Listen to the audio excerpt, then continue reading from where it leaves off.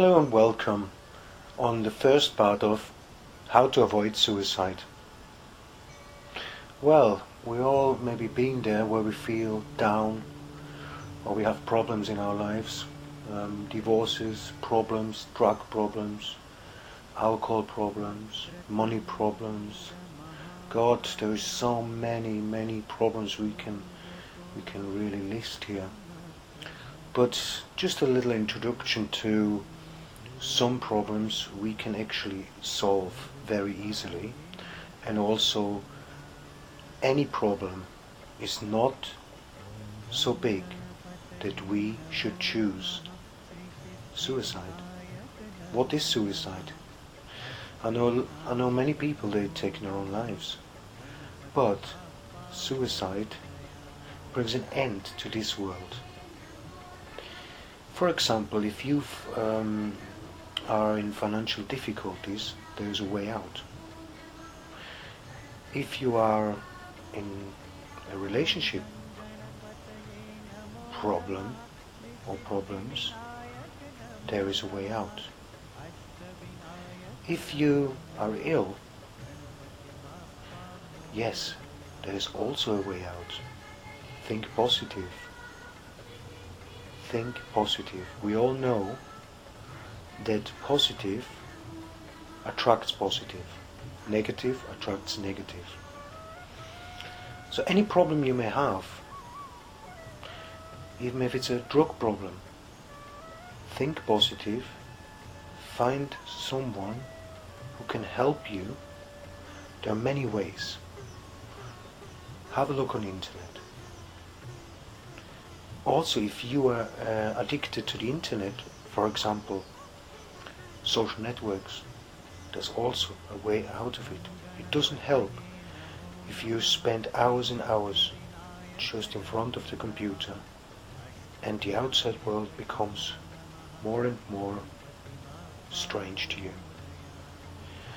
For humans, it's very important to interact, to communicate face to face.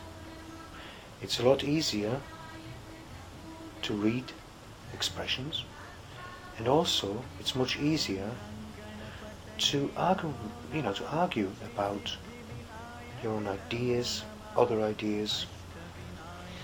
So if we take your financial problems, think about it, sit down somewhere and think about it. How did I get to this point of my life where I accumulated maybe debts, and write a list down of where did these financial difficulties came from. Then make a plan. It's all about planning. If you think about the Chinese cycle, plan, do, check, review. This is what I want to explain to you, how to solve problems, how to get out of them. If you constantly are planning what you're going to do about it, doing, executing exactly that what you planned, and then checking it, have you actually done it this way? And then reviewing it. By reviewing it, you can actually alter the things which didn't work with your first plan. Eliminate them and then start again. Plan, do, check, review. It's a cycle of continuous improvement. Take a piece of paper and draw a circle. There are, on this circle, on top an arrow to the right, then on the right hand side an arrow down, and on the bottom of the circle an arrow to the left, and then on the left hand side in the middle an arrow to the top. So as you see, it's a continuous cycle. On top of your circle put the word plan. On the right hand side, review. On the bottom, check. And last, on the left, review. Then start with your first problem, or if you have one problem which really bothers you, write it on the top.